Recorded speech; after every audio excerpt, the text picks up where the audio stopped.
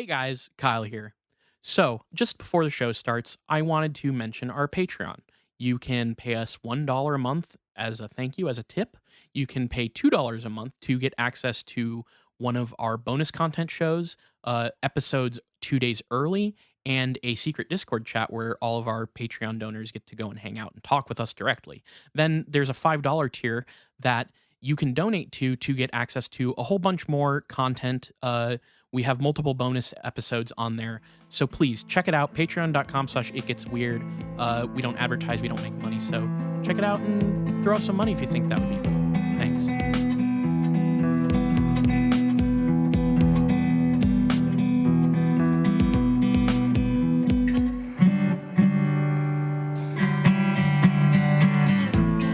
Welcome to It Gets Weird, our comedy show where we explore the unusual, the unbelievable, and the unexplained to try to make your world a little weirder. I'm Nile. And I'm Kyle. And can I just say that, actually, roll the tape back. How many times do you think I have started an episode by saying, can I just say? Can we get a can I just say count going? I think it would be on the bingo card if we were to make one for our kind of ticks, you know? Well, that's the thing is, like, I occasionally, now that we're so fucking deep, it's like there's no turning back. You hit episode 400 and it's like, bam, you got a podcast going. There's nothing you can do. But you got a real super. Yeah. But like, it forces me to reflect on my tics. One that I got kind of under control that you will catch in the early episodes of the show is me clicking my tongue, which is terrible audio, but I would do it all the time. But now I say things and I have to kind of catch myself. And let me just say, or can I say, that's another tic that I need to kill it. It needs to go away, I think. Look, that can be, you gotta have like mini goals, mini arcs across the podcast, and over time you can kind of learn and grow and change. Can I just say is a t-shirt? True. Is it? Yes. She's saying we should make a can I just say t-shirt. You have to understand, you think of it as some kind of embarrassing tick. No, it's what makes you iconic. That's merchandise opportunities. Oh, thank you. Jules is on the show. The robust It Gets Weird merch selection. That's true. Well, okay. I did want to say that I had a shirt design that maybe I could run by you guys here. That I was kind of doodling the other day because I've been trying to. I have some ideas, and I mostly want to talk about this off the podcast. But yeah, I'll get your, because otherwise it's our once every 100 episodes where we mention it and never do anything about it. I know that, but I also very sincerely this year I was like, my goal with the podcast is to have a merch store set up finally. So even if that's just one design plus the logo on another design, that's fine by me. But the design that I wanted to run by you, okay? Tell me what you think about this.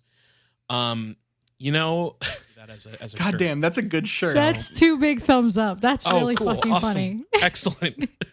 Edit that the fuck out and do it. What the fuck were we talking about before? I don't even remember. You said, can I just say it? I said it's a t-shirt. That's true. Yeah, that's how we got into it. So you were apologizing for your own personality to start the show off. And as you want to do. We'll just say we had to edit something very important out of the show that, but yes, I was apologizing for my existence as I do. I did want to say we have Jules on the show. True. Which is exciting as always. I was kind of waiting for you just to jump in, and you did. Mm-hmm. So I commend you on that one. And that's her style. It's an icon. Talk about iconography. That's a style. They call it off the rug. There's a little pre-show onto the real show. Yeah, Jules said that she had to get off the rug or something, and I was like, oh, that's like off the shits, and now off the rug is sort of Jules' iconic style name. And that's a t-shirt.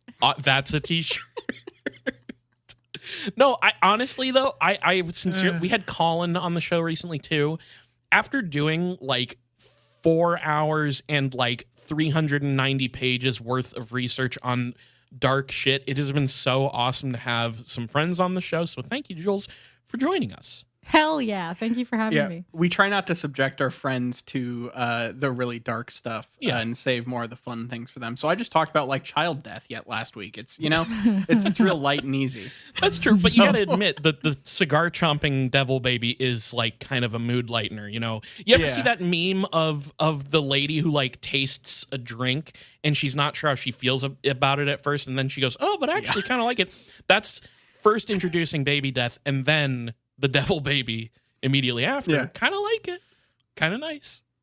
So, well, I hope that I can take us on the same, maybe not quite the same journey this week, but Nile, I forgot to inform you because normally I would tell you before the show starts, but we do have an email if you're down. Oh, yeah, go ahead. More and more we're getting emails these days. Love to see it. It keeps us fed. So we actually I just remembered what the email was, and it'll spark a bit of a conversation because I actually already kind of know the answer to this question. Not kind of, I do. I'm intrigued. So this came from Jebediah, and the title says "Thanks, Movies and Ghosts." And Jebediah says, "You're welcome to read this on the podcast and use my name. Thank you, Jebediah. Hey guys." I'm a longtime listener and Patreon member. I've been wanting to tell you guys for a while now how much I appreciate your podcast. I'm about 20 years older than you guys. Wow. All right. That's awesome. That just means you're wiser and more experienced. Yeah. Pog. Exactly. That's a poggers. It's a pog moment. That's a pog moment. Are you 50 plus listening to Kids Weird? That's a pog. That's poggers. That's a poggers moment, 100%. And Jebediah, I would like a single email back from you saying yes or no on whether you got it. One word, just let us know if you understand poggers. So they go on to say, I spent the first half of my life being a big believer in the paranormal and high strangeness. I spent the second half being very skeptical, but with a continuing interest in all things weird. Because of this, I consider myself as something of an armchair expert. Your podcasts, however, consistently entertain and inform me, even on subjects I was aware of before you were born. Yeah, I mean, I get that. It's an interesting world that I feel like we've had a similar transformation, or at least for me, it's like I was a pretty heavy believer when I was young in a lot of stuff. And it's not that I don't believe in some of this phenomena now, but it's like my opinion on what it is has changed, I guess. Yeah. But yeah, so they go on to say, my reason for finally writing to you is to ask if you're familiar with the YouTube channel Red Letter Media. I first wondered this while listening to the second episode of your unnamed bonus show in which you discuss various slasher movies. By the way, I'm largely in agreement with Kyle about the Terrifier series. I'm not quite as put off by the movie's meanness, but I do think everything outside of the villain and the gore is boring and hackneyed. Well, and you know what? That's our opinion. Red Letter Media has done a very good review on the Friday the 13th series. I was already motivated to write you for the above reasons, but today I watched this, by the way. Red Letter Media published a video more in line with the focus of your main show. They are starting an investigation into the Villisca Axe Murder House, or more accurately, an investigation into ghost investigations at the Villisca Axe Murder House. The first episode is a good overview of ghost tours, ghost hunting shows, and especially ghost hunting equipment.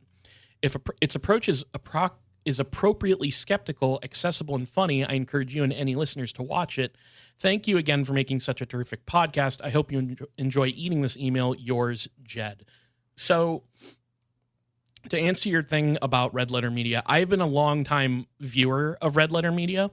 I think I once exposed Jules to it, and it was not for her, and that's understandable. I get like one or two of the guys annoy me with some of their opinions, but like the one guy, oh God, I'm not going to pull names.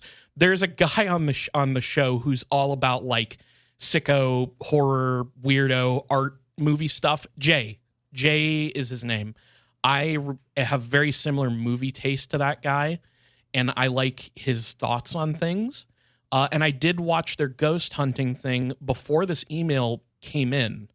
And it's interesting because the guy who frustrates me the most also happens to be like a pretty open-minded guy about the paranormal. And I think that's kind of why they're doing this video series. And it was actually pretty interesting, the video, I will say. Nice. Less of their sort of,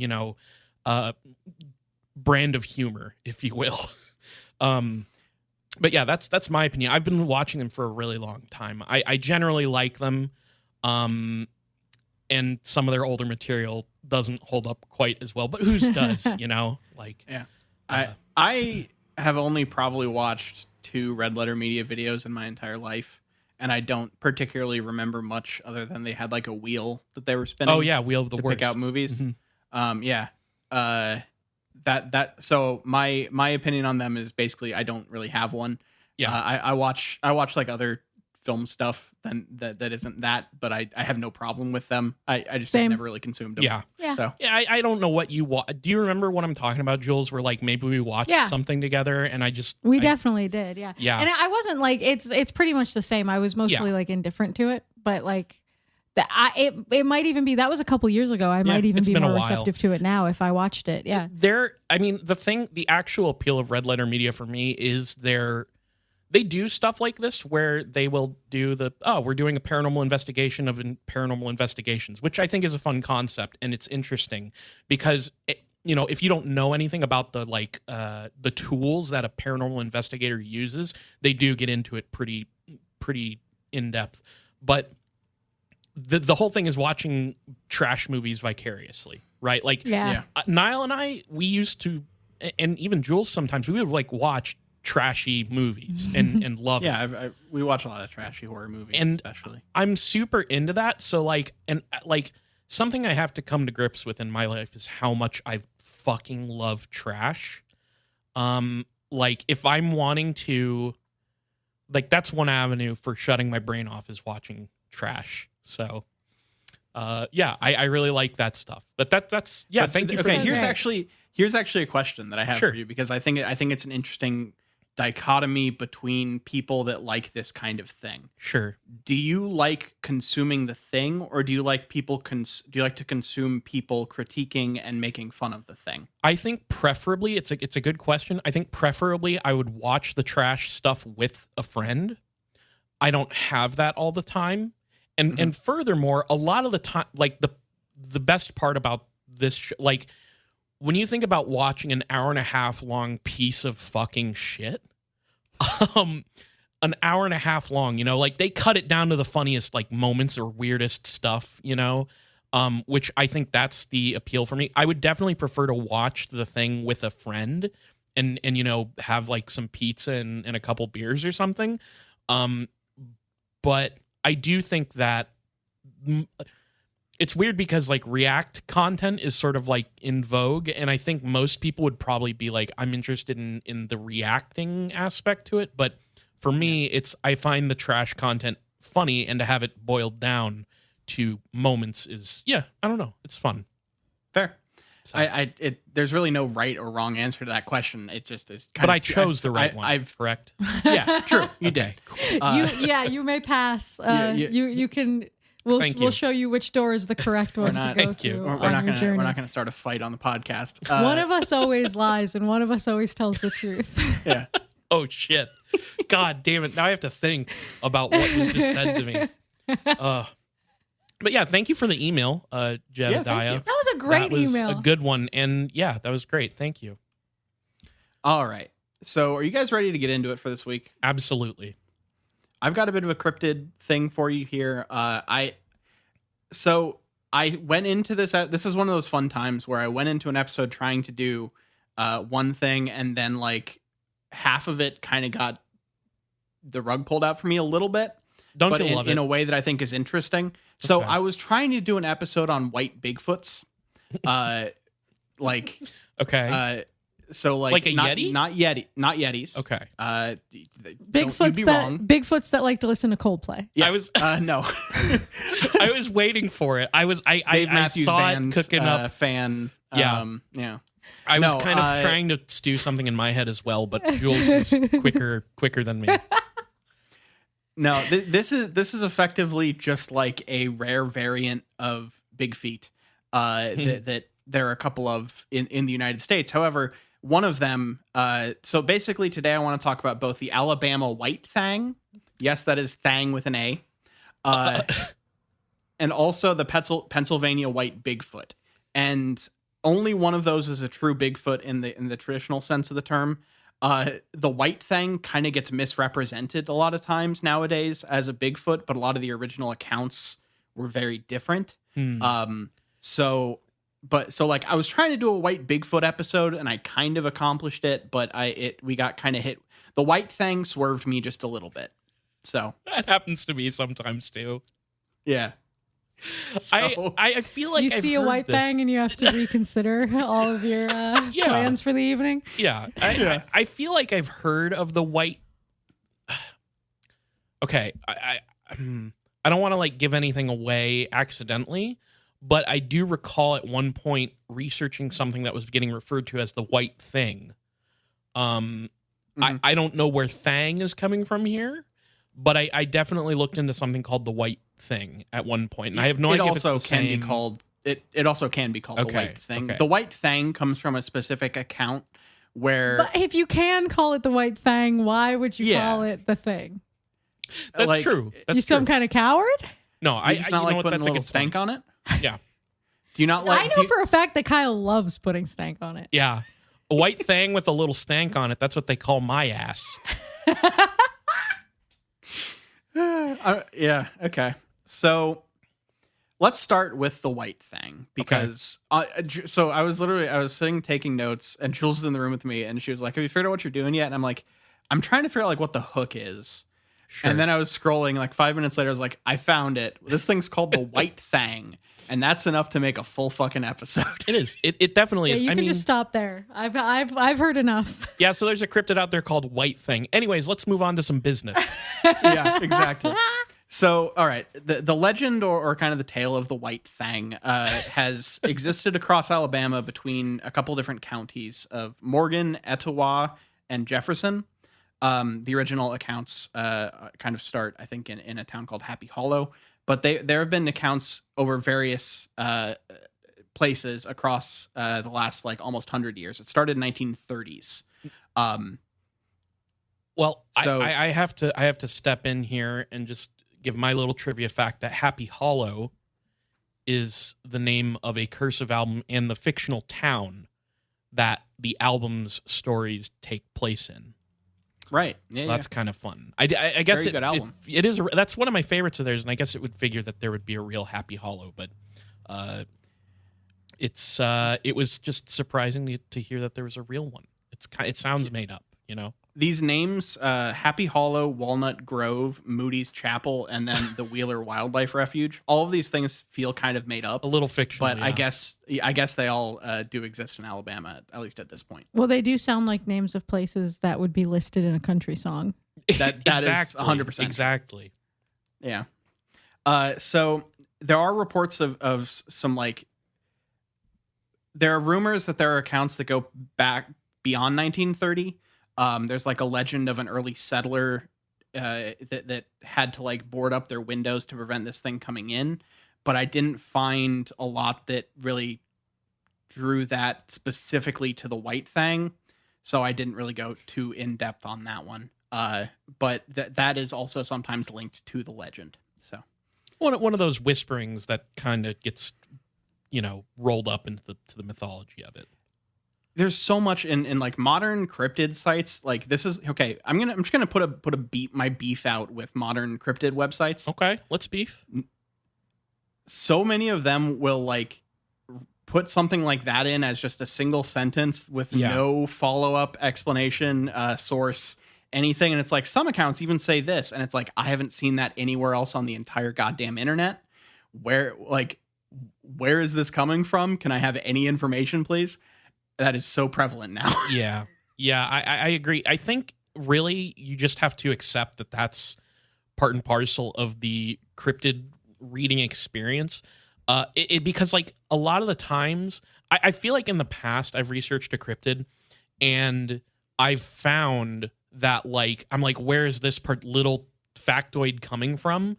and then I would find like a YouTube video from 10 years ago of just some random person from the town saying that factoid, and I'm like, oh, that's where that came from. But like, you also have to imagine that like people who are in the town getting interviewed, or people who are trying to write books like Weird Indiana, Weird wherever, are picking up those same little things as well. So I think I get the frustration though, because like you want to know like where this idea came from, but sometimes there's nothing you can do. Or at least get the full account or whatever. Yeah. I would imagine you guys are also swimming through a bunch of chat GPT type bullshit now, right? Legitimately, I've had to start sometimes limiting my searches to before 2022. Yeah. Because otherwise, there's so much where I'm like, I kind of remember this article, but it sounded more like it actually made sense, and this feels like it's altered slightly, and it's completely AI generated. It is like, you like certain topics you could just web scrape to pull the original content, run it through Chat GPT, and have your own, original, in scare quotes, story for your, website. The thing is, like, I try to go to websites that are like well established for me, but like even some of those, like Nile, if you remember, I did a series of episodes on like extraterrestrial rapture. Yep. And how much of the like in between stuff on those articles felt like somebody was writing through Chat GPT, and it was like so inconsistent as well. It was just it's a real problem, because like you can't always tell, but something is like off with the way it's written. Yeah, exactly. Now that I'm aware of it, I'm better at picking it out quicker. Yeah. But when it first started happening, I was like, why are these websites like? Why does this sound like it's not written by a human? Oh, it's not. Okay. Yeah. The people, the like more insidious people will actually proofread what they got from Chat GPT and edit it, like punch it up a little bit, but not do a lot of actual writing. I've definitely run into that as well. Yeah. So anyway, I was able to find some of the earliest accounts from the 1930s back to the actual source, which was a website that was kind of a historian in the area called Free State of Winston. I believe Winston is like a county in the area or a city in the area. And they found they got some interviews with the locals that were actually involved with the original White Thang sightings, that I believe includes the actual naming of the creature here. Okay. So the accounts come from a person named Frenada Smith or Martin Smith. I don't exactly know why the two name very is different like names. That. Yeah, it's literally Frenada in parentheses Martin Smith. So I don't know if there's like a name change or something, but whatever. So please, Frenada was my mother. My friends call me Martin. Call me Martin. Exactly. So this person was kind of friends with a lot of people that were the original people that sighted the creature and everything, including the guy that named it. And she was telling about a person named Otis Thomas, Ottis.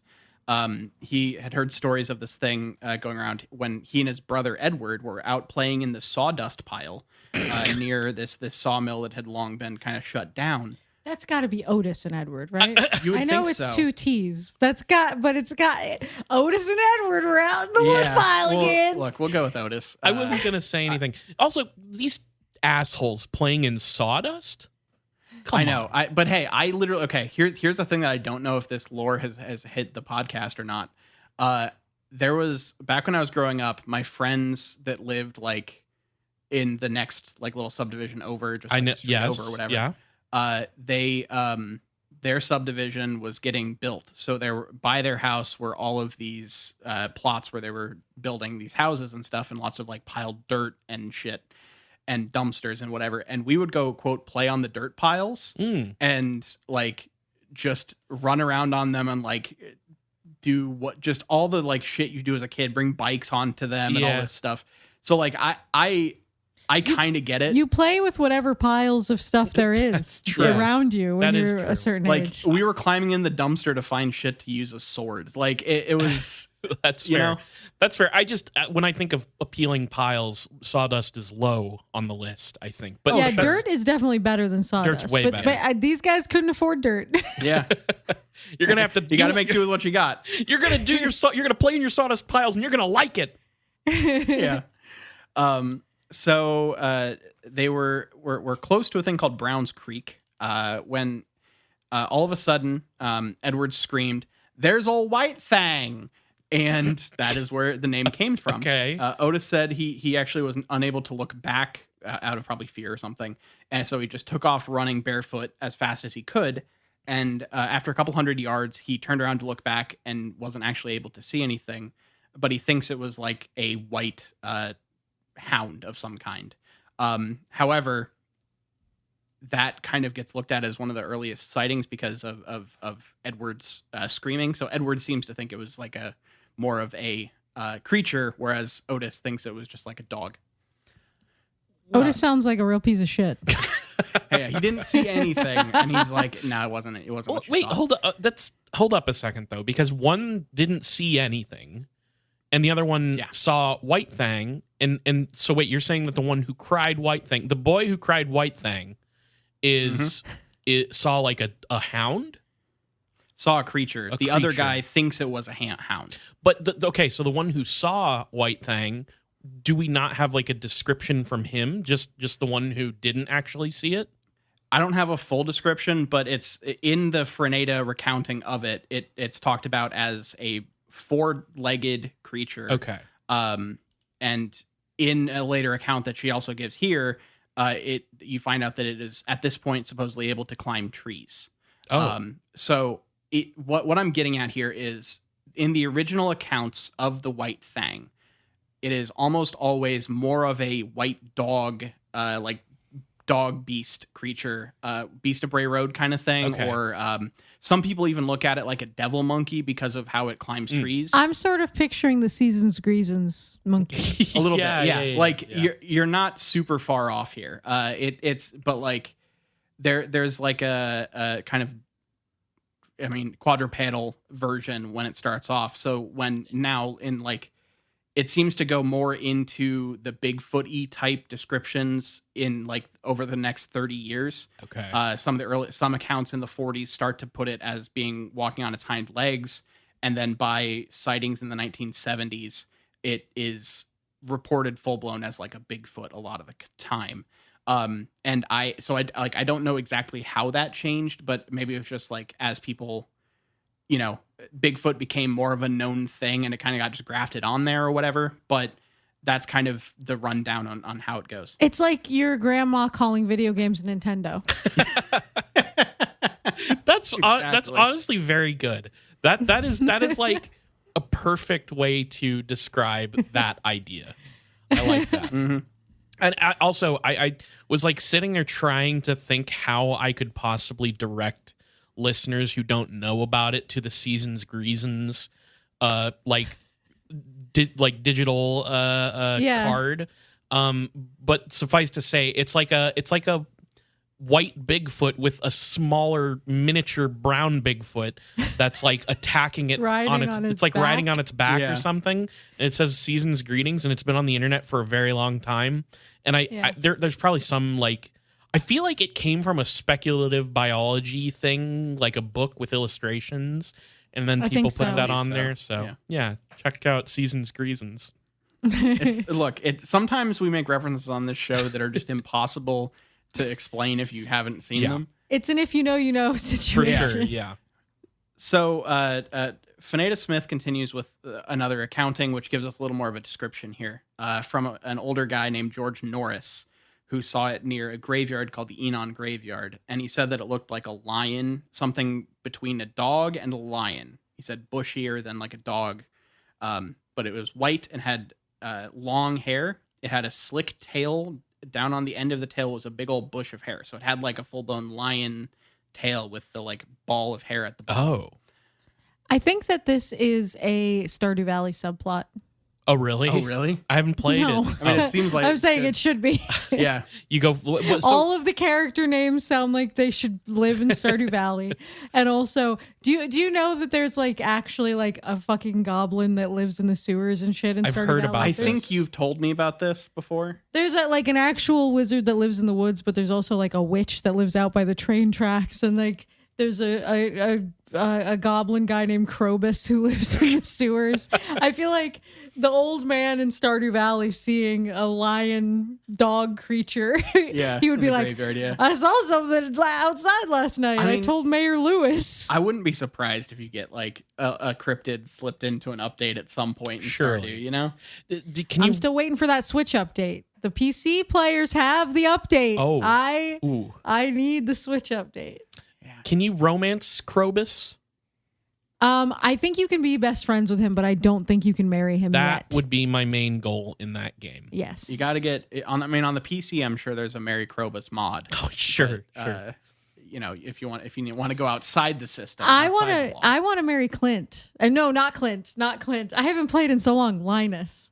All the names were running together. I cannot believe I said Clint. Clint can get the fuck out of here. But I want to marry Linus, and you can't romance him. Is Linus the old man in the woods? Yeah, baby. Okay. He lives in a tent on the outskirts of town. Does you give him a piece of fruit that you picked up off the ground right in front of him, and he thanks you like you gave him a piece of gold. Oh. Does that tent sleep too? There's a scene where he teaches you how to make fishing bait, where the screen, you both go into his tent and then the screen just goes black and there's just all these squishing sounds. And then you come out and it's like, learned a new recipe, fish bait. Whoa. Linus is the best character in Stardew Valley. Stardew Valley is the best game ever made. I didn't know that game was that horny. It's so funny. It's such a funny game. Oh my God. There's so many good jokes in Stardew Valley. It's on my list of games that like I should play, but it's another one of those games where I know if I were to play it, I would sink way too much time into it. You know? Oh yeah, I've spent so many hours in my life playing Stardew Valley. There was a time period where when we were just like hanging out and everything, you would just kind of be working on your Stardew 8 hours Valley a day. while I was doing whatever else. I would. Yeah, it would be a problem. It was my fucking job. Yeah. So old George Norris's account continues, and this is another theme of these early accounts that I'll bring up in a second. So he basically saw the thing up against a tree, and he just kind of laid up against the tree and went to sleep. Like this guy was not scared of the White Thang. When he woke up, the sun was rising, and the White Thang was just laying on the ground right beside him, and kind of looking at him, and it didn't menace or hurt him in any way, shape, or form. Aren't there people who have a similar thing with Mothman, where it's like he was benevolent and kind, and he made me feel at peace. Yeah, with the yet universe. again, like there's kind of a time of like it changes over time. I feel like the earlier you go with cryptid sightings, the more likely people are to be like, it's just this weird thing that exists in the world that is separate from us, and you'll see it sometimes. And it then shifts into it's always a monster trying to kill you. Yeah, what does that say about our treatment of the other in society? Yeah. And how our urban legends shape our feelings about strangers and how we treat our community. Oh, Jules, are you saying that like maybe all of the stuff we talk about on this podcast is like a reflection of the subconscious anxieties of the time it's in? Wow, yeah. I have nothing. I was trying to boil up, another funny thing to say, but frankly, fuck it. We both got it in one. No, I mean, genuinely though, like, I think those are both 100% true. And you can also think about the fact that there's like encroaching society on these like the environment and technology coming in. And I feel like our sort of unconscious thing here is that comes to the surface is that these creatures become more hostile, right? Yeah. So, yeah, 100%. In these earliest accounts, this next one is literally the closest it gets to ever doing anything actually menacing. There was a guy that had come back up from Florida and was kind of venturing between Jasper to Nauvoo, which I don't know where Nauvoo is. But he came across this creek. It's on Tatooine. Exactly. Like so many of the names in this, the place names in this episode sound so fake to me. Like literally, he lived down in Kaiser Bottoms while he was on his way to Nauvoo from Jasper. Like it's come on. We have to leave Jasper and go to Nauvoo. When I did visit Florida for work a couple years ago, I did run into Watto at a car dealership. How's he doing? He's Doing the same old scam, but this time with cars instead of pod racers. Same old with that guy. Has a beard now. Yeah. Does he still have that little hat? Yeah. Oh, yeah. Hat's still there. So in this story, this guy basically was just walking home along a creek bed, and he all of a sudden started hearing this like noise from behind him, this kind of rhythmic. It's referred to in the story as poomp, Poomp, which it's effectively it's footfall. Comic book ass onomatopoeia. Yeah, exactly. And it's this white thing coming kind of after him, but not like. It's not described as like it's chasing him exactly. It's just kind of following him a little bit. It's like when a dog encounters you on a trail. I see you've noticed me poomping the soft earth. Yeah, exactly. So this guy gets kind of freaked out by this creature and climbs a tree and just sits in a tree until about 2:00 in the morning. The white thing just was hanging out at the bottom of the tree, just kind of gnawing on the wood. Yet again, like he wanted to play. Yet again, very dog-like behavior. And eventually, it just kind of gave up and walked away. And the guy got down from the tree and ran off. Like that's the most menacing thing a white thing really did in the first initial sightings. I honestly hearing this, it does almost sound like they ran into a dog breed they'd never seen before and just were kind of freaked out by it. Yeah. I love this white thing. I want to play fetch with the white thing. Yeah. There's another story where it's like two people are riding bikes and just come across it, and yet again they describe it as grazing like a cow on the side of the road. They saw a cow. Sure. Yeah. Let's leave that one at that. That one was a cow. The white thing was just a cow with no spots. So yeah, basically early on, what I'm getting at is it was a 4-legged creature that looked kind of like a lion or a dog. It could maybe climb trees, but it wasn't particularly threatening. You then start to get more of the kind of once you get into the 1960s and on, you start to get a lot more of the kind of threatening thing in the woods with the beady red eyes and all that kind of stuff that you get in a lot of the cryptid accounts of modern day. You start getting that like 30 years after the original sightings. Whenever there's stuff in like the 20s or 30s, I'm always like, there were probably a lot of animals that people had just never actually seen before. Yeah. Oh, for sure. And so imagine you've never seen a cow. Imagine you had never seen a cow. Quick, forget everything you know about lemurs. Wouldn't it fucking It would fuck you up. out? Yeah, you'd be fucked up for life. You're walking along the street and there's a cow? I would be like, what the fuck are you, dog? Yeah, like let alone like if you look at like how many dog breeds there are out there, and you're only familiar with terriers, and you see like a whippet or like a bourgeois. What? Yeah, exactly, a bourgeois. Those ones. That especially if you're out at night and a big white bourgeois like follows you in the woods. I guess this does ask the question: are bourgeois endemic to North America?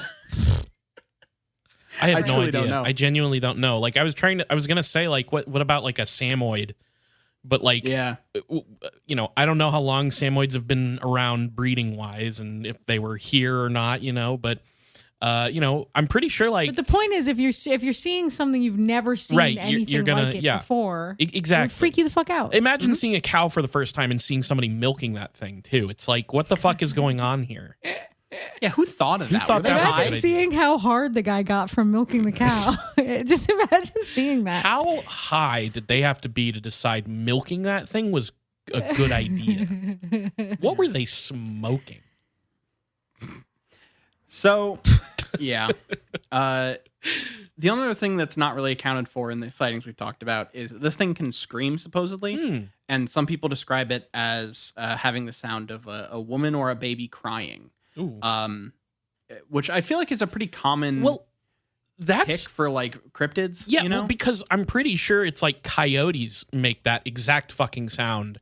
It's like so many like creepy audio caught near woods or whatever is like almost always like a coyote or something like that can actually just sound fucked up, like a baby or a woman screaming. Okay. It also sometimes is the Blair Witch. That true. too. I can't forget the Blair Witch.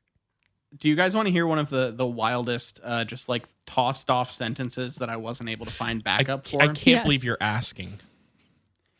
Some witnesses who report these noises say they were particularly unsettled when they saw the creature make it, especially, and quite understandably, in those cases where witnesses reported it screaming in their faces while standing over them. So Ooh. supposedly there are accounts out there where this thing will just like come up to you while you're sitting down and like lean into your face and scream. Is shit your pants and die canon on the podcast? Have we talked about canon that? on the podcast. That is a shit your pants and die. Yeah. You like what do? You shit your pants and die. Yeah. 100%. Yeah. Jesus. I think that is literally the first time we ever said it was Caesar screaming in the guy's face in Planet of the Apes. It was. And I was like, what would you do? And you said shit your pants and die. It's scary. Yeah. So hey, you're right. It's truly an actual application for that. So the next kind of infamous incident takes place in the 1940s in the rural community of Walnut Grove. There's a couple late one night driving down a lonely stretch of road. Wait, let me update my image of them in my mind. Okay, high-waisted pants, suspenders. Yeah, I gotta go fedora. with gotta get all the images at the time. You know? So this is also one of the earliest accounts where it's depicted like this, where they say they were driving down and the headlights caught the image of a huge white man-like creature crouched by the tree line. And as the headlights washed over it, the beast then rose up onto two legs and let out a just awful scream or shriek. Guys, And- that's just Dennis. Yeah, he's just getting some stuff out. He's working some stuff out of his system. So the couple then floored it and drove us as quickly as they could. And as they drove away, the creature's red eyes were visible in the rearview mirror. Yet again, not a lot of extra detail or anything, but that is like one of the earliest accounts I saw that had any sort of like Bigfoot-like stature. Classic, you know? cryptid encounter. Yeah. Yeah. I'm literally just picturing Will Sasso. Yeah, just he's doing the Terminator entrance Yeah. where he's like crouched down and then the headlights flash on him and he stands up. That's right. Yeah, and he shoots a lemon out of his mouth. Exactly. I mean, that scream would probably freak me out if Will Sasso was to stand over me and like blow a lemon out. That would do it. So one of the more the next like detailed physical account we get of the creature is in the 1960s. And it Updating. Lots Downloading of fringe, bell downloading bottoms. 1960s. Yep. Content. The women are not wearing bras. and since it's the 1960s, the account is about a group of teenagers. Excellent. Okay, great. So they all smell like reefer. Okay, okay. So in this version, the beast is described as such. It has a flat, wide nose, thin lips, with more of a bare patch around its eyes, and no hair on the palms of its hands. An imposing muscular build, and it moved with a swift, purposeful gait. So It's not also like not a heavy masturbator. no. I was This yeah. is your classic Bigfoot. And it's like 7 or 8 feet tall, Yeah. and white hair and all that. kind Oh, of you stuff. got yourself a Bigfoot there. Exactly. Yeah. This is when it does turn into just the archetypical Bigfoot. You know. Yeah. So How big were the feet? Can I just say, I love abrasive American accents. Me It's too. like genuinely whenever somebody talks like Jules just talked, which is like like a Milwaukee, right? Or Yeah. I I was doing kind of like a Da Bears, Chicago. or Chicago even. The only one that like freaks me out is Boston a little, but I still really? kind of like it. But like just like I like fucking- when Germa slips into the Boston Yeah. accent. yeah. Anytime he gets angry and the Boston accent like I love comes that out, shit. I love it. it's awesome. I just wanted to show my appreciation real quick.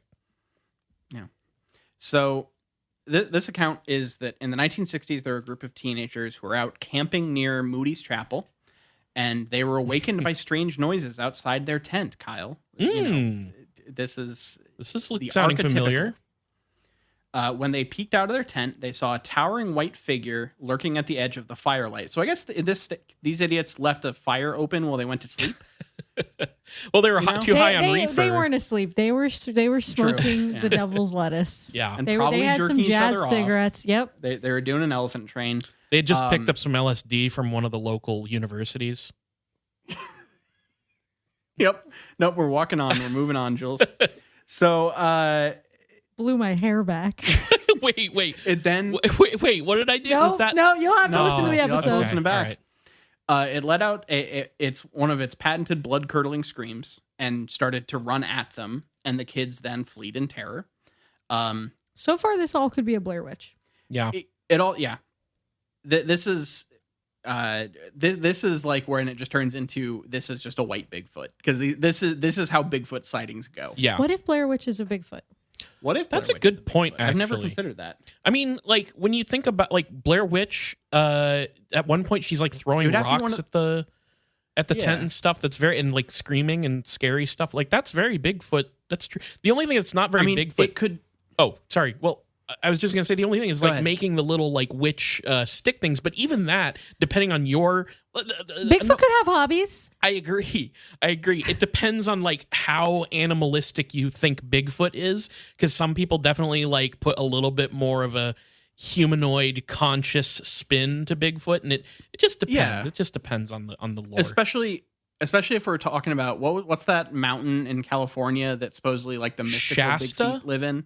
Yeah, that one, Mount Shasta. Is that right? It Did could I definitely. nail it? I think that's the right one. If not, you know what I mean, people. Isn't that We've a talked refreshing about this. soft beverage? Yes, it is. I think it is. I believe that's the namesake. Yeah, there's basically there's a mountain in California that they think like the big feet that are descendants of like Lemurians. Yeah, like alien. live there Yeah. because that's where they like escaped to when Lemuria was plunged underneath the ice. That's right. I forgot about that episode. That's right. Yep. I think about that. Like I want to do more on that stuff. That stuff's so fun to me. Yeah, 90s kids remember Lemuria. it's true. It's true. I like your hands in my pants. You know, That's that's a lyric. Everyone, it's not. There's a band called niche Lemuria. reference for me and Nile to enjoy to ourselves. On the podcast. So there's no like ending to that one. They just kind of run off and get away. Unfortunately, there's no victims claimed here. Unfortunately, Bigfoot does not. The white Bigfoot does not kill anyone. darn. Nile's out for blood So for some not a reason. Blair Witch situation. Yeah, I guess not a Blair Yeah. Witch situation. What do you think the So- Blair Witch guy standing in the corner was? If it's a Bigfoot, like a Bigfoot that can like mesmerize people? Yeah, I think Okay. so. Well, or like the Bigfoot is just so so authoritative in its presence that it's like go stand in the and corner. they did. Yeah. I like that one better. Yeah. So there are some various other kind of versions of the White Thang. Like some claim that it has no eyes or ears, so that it like I guess moves around Sort with, of like Ningen-esque. echolocation. Yeah, like there's kind of that kind of thing. Others say that it looks like a bear with the head of a lion. And others, there are even some accounts that I was unable to really track down the full thing of that say it can shapeshift. And they saw it change from the size of a chicken to the size of a cow. This is all classic. You ask a kid what he did this afternoon, and he's like, I saw a bear, but it had the head of a lion, and he can shapeshift, and he's invincible, and he knows how to do magic spells, and he taught me how, and now I know how, and I'm king of the bears.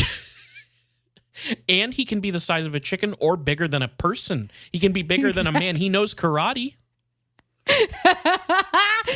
He's a black belt in karate, and He can fly. And he'll stand in front of your face and scream. Yeah. he'll scream like this, and then the kid screams at you. Yeah. So I did find like a place that started to talk about how the dog version is almost starting to come back in the 2000s. Like it went from dog to Bigfoot in like the 1960s through 1990s, and then is now there's people that are seeing it as a Bigfoot again. And I really should have copied the name down, but legitimately I found out that a lot of the stuff about the earlier dog sightings, you can find more about it online now because of like this one guy on Reddit that started just like posting in all the cryptid Reddits saying, why does everyone think the Alabama White Thang is a Bigfoot?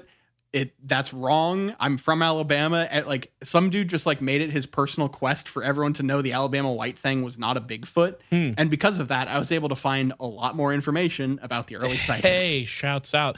I do like it when you have a local who's able to kind of like dredge up the actual original stuff or whatever like that. You know, that's always nice to run into. Yeah. So yeah, that's kind of the most okay. I guess we'll end on the Alabama White Thing with whether it's what is this thing? Some people think it's just an albino Bigfoot. Other people think it's kind of some heretofore unknown type of primate or animal. And of course, there's also people that look at it as some sort of supernatural entity. But there's no real evidence for any of these things. Like, there's no like prevailing theory because it's just like a thing that a couple people have seen a couple times. Hard to believe Yeah, sure. that there isn't more evidence. Yeah, Maybe you just need to do a little bit more legwork. Probably. Let's go down the Thang myself. Take an Alabama trip. Go check shit out. I've never been to Alabama. Let's go take a look. I'm gonna need you to get into the fucking bogs, babe. You gotta get down there. Yeah, I look. I'll go hunt down this Thang. You got to say it correctly, because I think it's time. I think it's time that we finally get a cryptid. Now we're getting confirmed. you in some thigh-high boots. We're gonna go on down there. We're gonna get our. Are we talking waiters, or are you just like giving me fashion advice? Now This he's is just unrelated. describing our honeymoon. Yeah, Okay. this is actually unrelated. We're gonna put you in some thigh highs. You're not. The listeners voted. Listeners voted. We're putting you in some thigh high boots. And honestly, I think that's all we're putting on you there. That's Yeah, baby. nude with boots. That's how you find your cryptids. Is you got to go out in the right uniform, which is Yeah, boots only. and don't forget your cryptid Bare catching net. ass. Yeah, Oh, good. He has a net. Yeah. Okay. Yeah. Okay. So I guess you did just kind of drop it. Did I?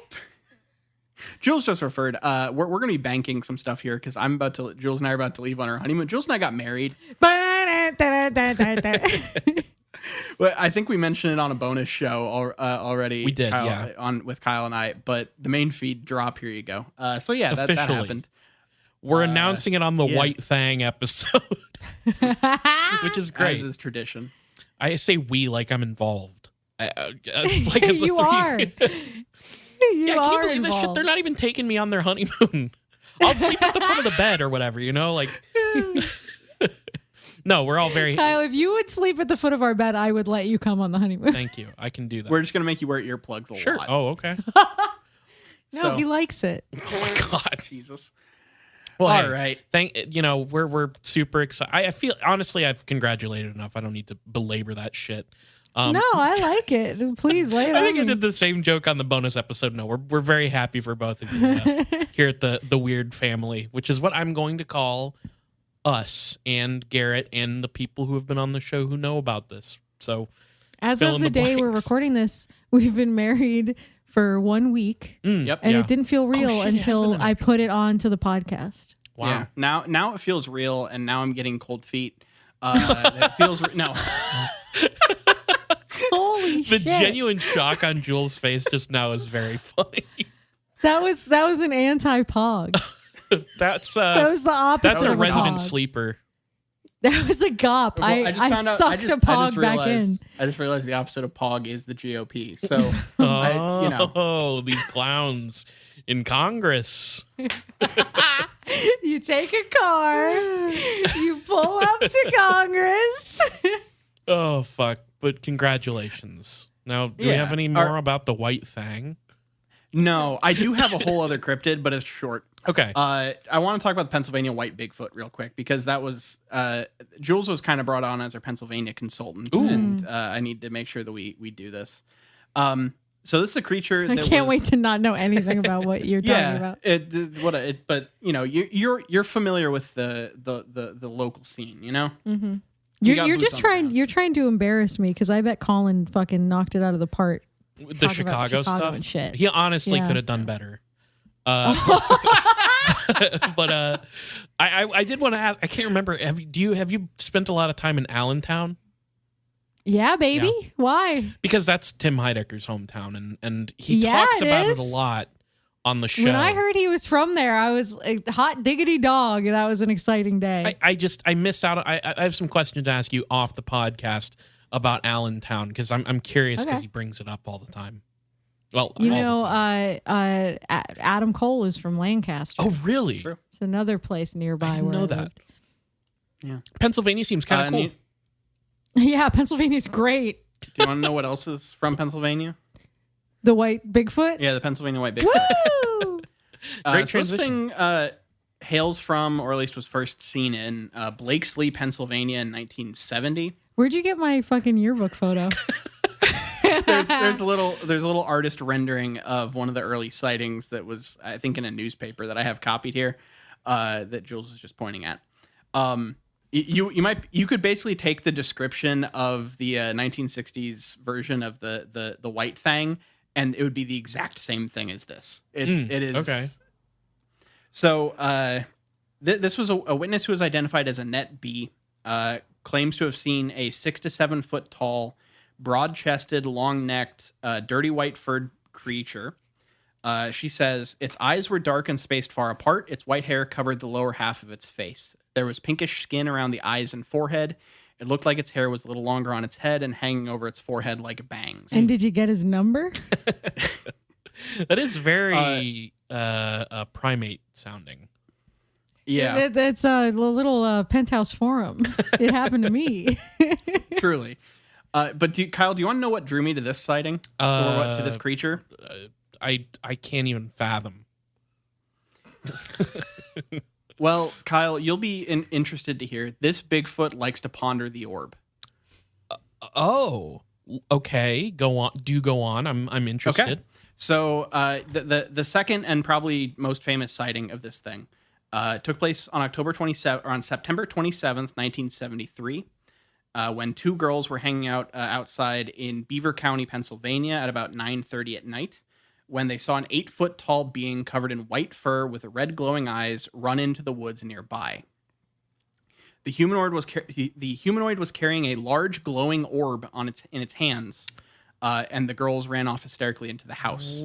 Their father, one of the girls' fathers, then went into the woods to search for the creature and stayed looking for over an hour.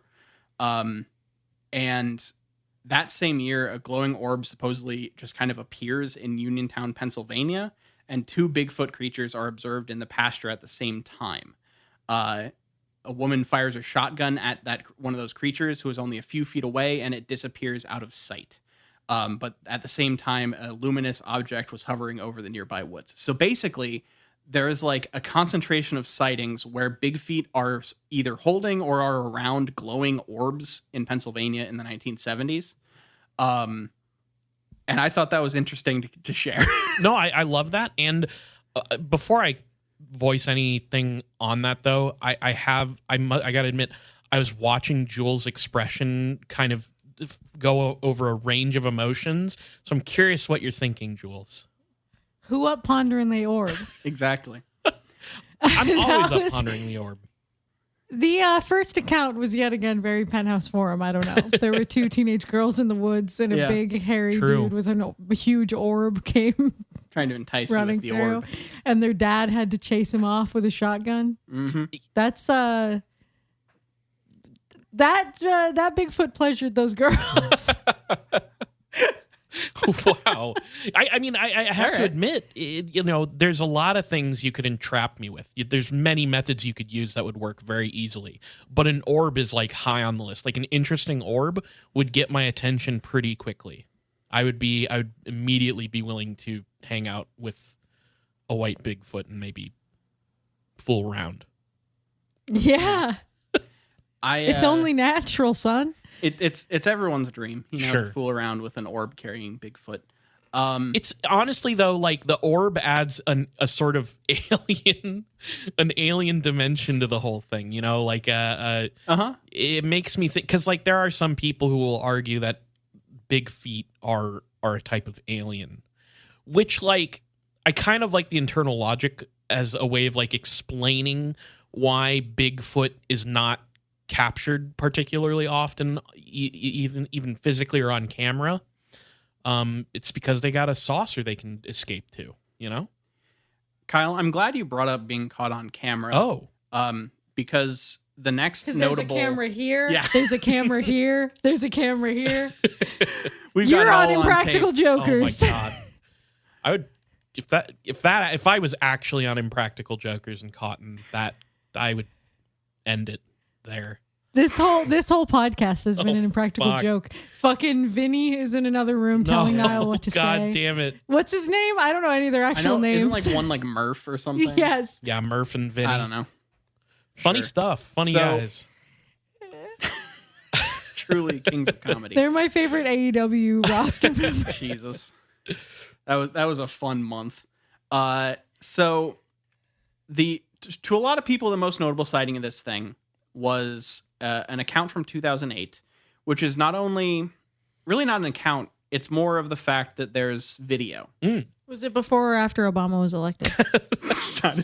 That's a really A good very question. important question. And it was just dated to 2008, but you could probably look up the original video and see when it was posted. Great. But this took place in Carbondale, Pennsylvania. And supposedly... Rock on Carbondale. You know that one? Yeah, I do. So this was a man supposedly... There were supposedly some rumblings of sightings of this white furred Bigfoot in the area at the time. And one night, a local man heard movement in his backyard and took some footage out of his like back door. You can just say his trailer. I don't know for certain. I can say that. I'm from Pennsylvania. Jules gets a pass. So Yeah. the video gets thrown around a lot, and it's you can find it. It's on like the cryptid wiki. If you look up Pennsylvania white Bigfoot, the video will show up very quick, pretty easily. Turn your safe search on. True. It's effectively like the thing that is probably most interesting about it to me is it has a pretty good shot of the face. And this has led That's to rare. a lot of online discussion about trying to figure out if this thing was a mask or not. Okay. That's kind of an understandable trajectory. Yeah. Yeah, to the point where if you go on like various cryptid wikis, they'll have screenshots of the video side by side with like people's faces to try to like draw face scale representations and stuff. And what was the funniest one is someone put one right next to just like a random picture of Donald Trump. And it's like, then the lines were, it was like, what is this supposed to do? Cheeto Like, in chief himself. I do not understand the point of that. But supposedly, you can't compare him to a white Bigfoot because of how orange he is. basically, this leads to a lot of debate over whether there are people that claim that this Bigfoot has unhuman facial proportions, like ratios, basically, between the various parts of the face, which means that if it were a mask, it wouldn't fit on a human face, is the claim, basically. I have some problems with this as a theory, but it's one of the prevailing things you'll hear when you like try to read about this conspiracy theory, or not this theory, this fucking cryptid. But I don't know if like trying to. I'm picturing a guy taking a photo of like a xenomorph and diagramming it to be like, there's no way that a human being could face. fit in this costume. Xenomorph's real. Like it really just feels like skill issue. Like I don't know. It doesn't. I can't imagine it. Therefore, there's no possible way that it could happen. This is also a man who has never seen a Whippet, the dog. Which, for those who don't know, is what was under one of the xenomorph costumes, was a little Whippet dog. Very cute. It's true. So this did lead to some like in some media coverage in July. So when's the inauguration? That's like early in the year, Uh-huh. so it seems to be post Obama. No, he would be elected end of 2008, and he'd be inaugurated beginning. Oh, of you're right. 2009. Okay, so yeah, we're still in the Bush era. Oh my god. I can't believe that. I can't believe we lived through that era too. You ever just think about how we had a Bush era? Have you ever seen the video of him like announcing that they are like gonna catch the killers of 9/11 or whatever, and he's on a golf course and he goes, "Now watch this drive." And he it's like it's always been a big funny joke, the presidency, I think. You remember strategery? No. I do. Oh wow. Oh yeah, there's a lot of blunders in the speeches. of Yeah. George W. Oh, Bush, yeah, he was like- including him calling it strategery. Oh, okay. Yeah, he's also didn't he also like wasn't there a whole thing where it was like we got nuclear Yeah. bombs or whatever he said. There's a lot of that shit. Of funny course, like stuff. there's so many parodies. Like I didn't really. I was too young to care about politics really, but I did find Jib Jab funny. I remember. So I truly don't know. I truly don't know what was real Yeah. and what was like poor Sure. flash animation. You know. Sure. I mean, my big takeaway is that what I want in a president is somebody I can have a beer with and somebody that I can maybe laugh with. Share a laugh. Yeah. Yeah. Yes. And also inspire. Man, does anyone remember the fucking Flash game? It's Time to Bomb Saddam. Yep. Oh my god. Yep. I do remember Jesus that. fucking Christ. So anyway, we can't go down this rabbit hole. Did you play that in the computer lab at school? Yeah. Yeah. Yeah. you did. Yeah. Watch Jib Jabs and go on Pretty- addictinggames.com. pretty Do good kids still stuff. have computer labs? No, actually, I was hearing Can't something be. about how computer labs are less ubiquitous, and it's actually Yeah. leading to less computer literacy, which is a problem. Yeah. So Yeah. It's almost like everything's fucked. yeah. Let's have some fun. Yeah. So supposedly this video clip has circulated a lot, and there's a lot of kind of debate about it and everything. But it basically is just footage of this Bigfoot walking across this guy's back yard. Walking across his back, And- trying to crack it for him. Yeah. And at some point, the camera gets very close to the creature's face, and it almost like hits it, and then the creature kind of like goes away. Wait, what? This is on America's Funniest Home Videos. Like I said, it gets a good shot of the face, Okay. so you can see the fully defined face. How fucking funny would it and- be if you had Bigfoot footage where you actually accidentally ran into his face with the camera? I mean, that's basically what this is supposed That's to be. amazing. It's they're okay.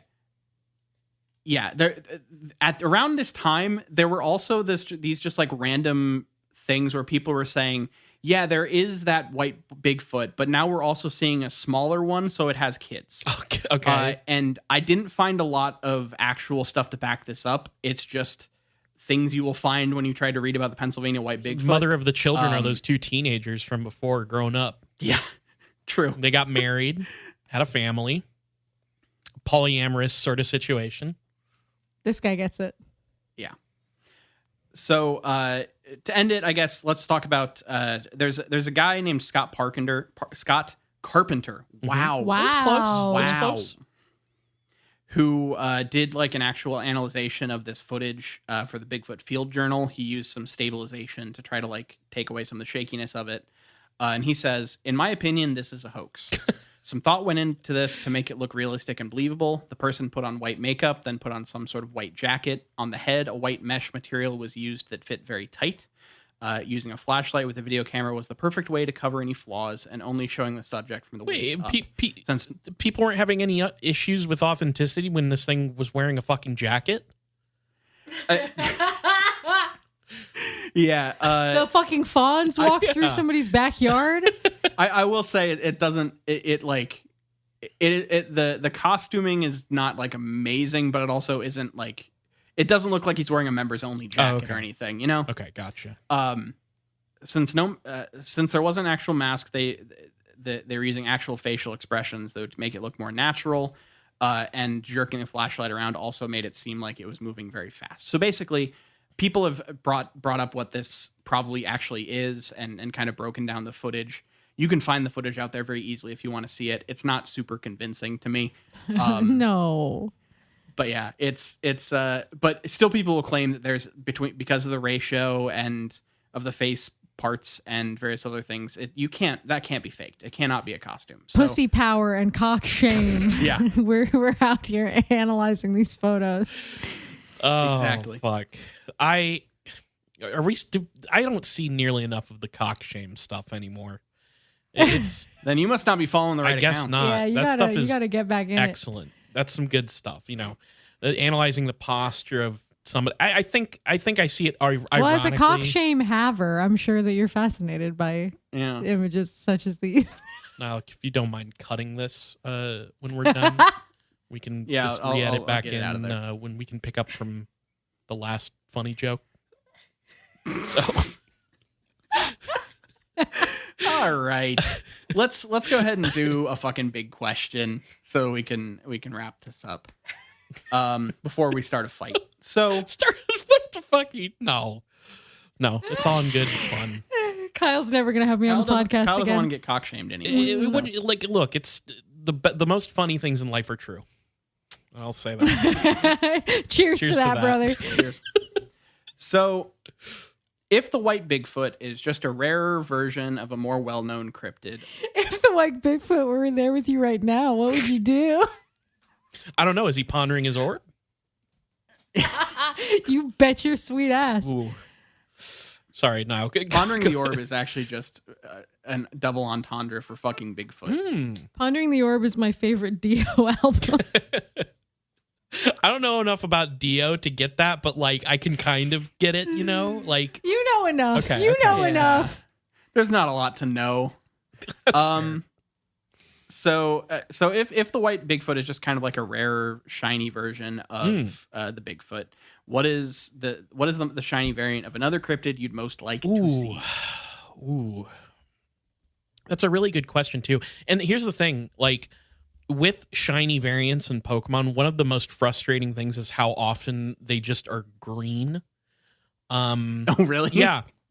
I think there's an actual reason for how they program in shiny variants of Pokemon. Green comes up more often than others. But so it's not going to be green. One. Okay. I think, I really, really love the Flatwoods monster. I'm a big fan of that creature and its design. And it has some green going on, but it also has some red, right? I'm thinking we could get a shiny version of that and it would be sick as fuck. I think one of the colors that should probably be featured is a nice purple. Kind of make its palette a little a little colder looking, maybe purples and blues with that creature instead of the green and the red and the yellow that it normally has. Maybe get some purple, blue, I don't know, cyan in there. Get maybe an icy themed looking Flatwoods monster would do me good. This bitch went to art school sometime. Oh, Hey! wow, that's true. That's true. That's where I learned to have cock shame. Really. It's from Renaissance paintings, yeah. So I think that's got to be good. mine. I like a kind of color swap. I like that for the Flatwood thank you. monster. I'm always a fan of kind of the secondary colors. I don't know if that's actually the term for it. I learned that from someone describing the coloring of the book Watchmen. Oh, sure. 20 years ago, and I've just kept saying it like it's a real thing. You nailed it. But yeah, anyway, cool. So It is cool in color tone. Okay, sorry. I'm you wanna done. go, You Jules? go ahead. Okay. Picture in your mind. All right, way ahead of you. Picture Yeah. Mothman. Ooh. Yep. Okay. Now he has a surfboard. Okay. Okay, so A we're going kind of like a surfing Digimon Mothman. alternate thing here. No, there's a surfing. Oh, there is surfing Pikachu. Pikachu, isn't there? Yeah, Surfing Mothman. there it is. I would He has a surfboard and totally rad and sunglasses. trunks. Yes. He's got cute little trunks on. I really love that image, actually. And a 6-pack. And I think we got another Into it. shirt idea. Yeah, baby. I really do love that. That's He's eating a slice of pizza. absolutely. He's And there's a big pot leaf behind him. Yes. we're really And he has 2 stoner GFs who are on who the also smoke surfboard. weed. I gotta say, we're really Poochieifying Mothman right now. You guys were really backseating your way into the fucking whitest kids you know skit. Yes. So I just figured I'd take it all the way I there. like it. Yes. I like it. Yeah, I like that. I think I was leaning towards just like giving a cryptid jeans just because I always Sure. think that's funny. Sure. Well, I feel like we talked but- about the Fresno Nightcrawlers if they were just wearing jeans. They were just Yeah. like a big pair of jeans. Look, anyone that does like art online of the Fresno Nightcrawlers wearing like streetwear, you're my hero. I like every single one of those Yeah. I've ever seen. I think it's always good. So like I could go with that. Like I think okay, we'll do this. I want like the you know the tie-dye best friends jumpsuits. Oh I yeah. want like the rainbow tie-dye version of that, but on the Fresno Nightcrawler. What about a Fresno Nightcrawler in like the kind of pants that like Dr. Cox wears?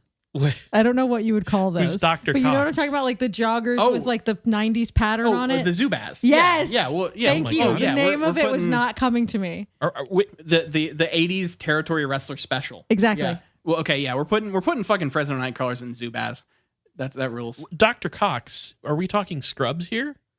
Yeah. Oh, we're talking when Scrubs. when he's like super casual and he has like the dross, like the elastic waist, Yeah, like yeah. really colorful, Yeah. loud pants. Okay. Yeah. Those are called those are Zubaz. I think. I can dig that. Um. I yeah. feel like we've explored a lot, like you said, with the Fresno Nightcrawlers, but I don't think I've ever seen that. So some Yeah. artist out So I'm there's going got to there. get on it ASAP.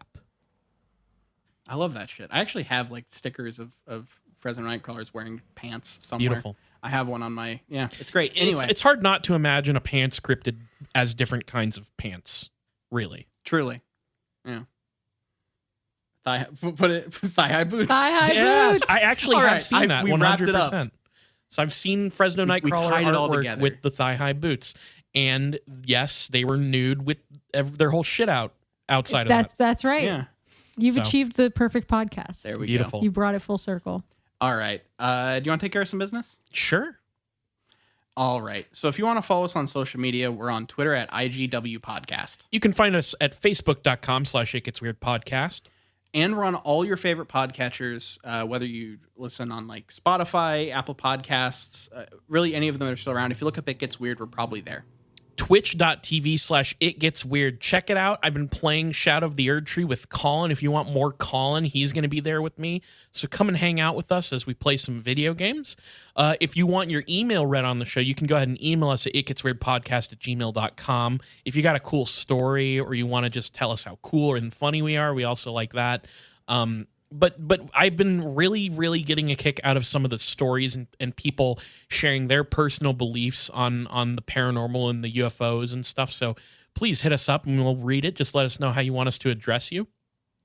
Patreon.com/itgetsweird. We have a $1 tier, a $2 tier, and a $5 tier. At the $1 tier, you're just giving us a tip saying, hey, I like your show. Thanks for doing what you do. At the $2 tier, you're getting access to It Gets Weird TV, where right now Nile and I are wrapping up season 2 of The X-Files, which has been a rip-roaring great time, fun show that we both really love. And if you donate at $2 or above, you get to vote on what show we watch next for It Gets Weird TV. At the $5 tier, you get access to It Gets Weird TV plus a bunch of bonus content. I don't even know how many hours. It's got to be hundreds of hours at this point of bonus content on our Patreon, especially at the $5 tier. You get access to a backlog of shows plus this new show that Niall and I are doing, where we kind of chat about some stuff that doesn't really make it into the main feed. It's like a bonus show after the main feed where we just chat about a lot of other different things. It's very loose and fun. We've been having fun with it. So please check out the $5 tier. Whether you donate to the $2 tier or the $5 tier, though, you get access to the Discord where we're hanging out chatting about all kinds of stuff like Bigfoot, UFOs, conspiracies. And you also get access to the main show 2 days early on Friday instead of Sunday. So please check out our Patreon, patreon.com/itgetsweird. We have a great Patreon community, so you got to join it. You got to check it out, please. If you can't donate, tell your friends, tell your enemies, tell your congressman all about It Gets Weird podcast. All right. I think that has been the show for this week. Thank you all for listening. Thank you for continuing to support the show. This has been It Gets Weird, and I've been Niall. And I'm Kyle and Jules. Thank you for coming on the show as always. You're welcome. Congratulations to you two. We love you both. And look forward to your future as a married Our couple. future divorce. Wow. That's a note to end it on. Peace.